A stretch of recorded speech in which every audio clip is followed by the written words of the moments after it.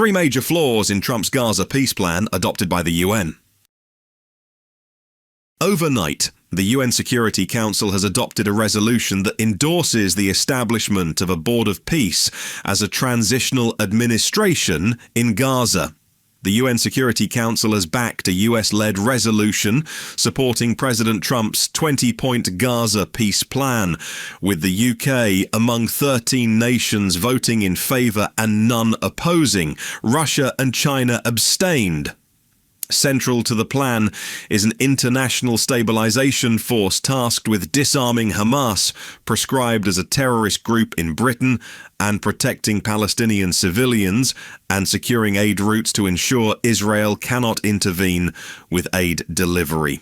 One major stumbling block for the Palestinians is that two-thirds of Gaza, including its resources, the recently discovered oil and gas reserves, will be controlled by foreign powers.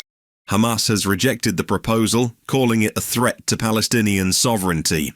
The plan also includes a newly trained Palestinian police force, a World Bank-backed reconstruction fund, and a path to potential statehood, despite the continued Israeli occupation, advancing, and opposition in Knesset, where Ben Gvir, the Israeli foreign minister, said, "If Palestinian statehood is achieved, Netanyahu should assassinate Palestinian leaders in West Bank and Gaza."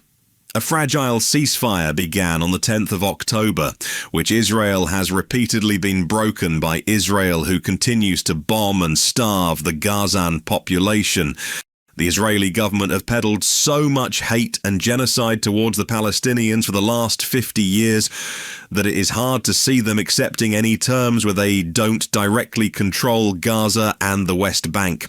But with the US at the helm of this deal, they may be a path to end the genocide. Supporters fear Benjamin Netanyahu is out of control, and the only way to stop this genocide is to get him pardoned for his crimes in Israel. Israel and the US are now dictating their terms, and Hamas and various Arab partners are at the receiving end of this diktat within this context of power hegemony.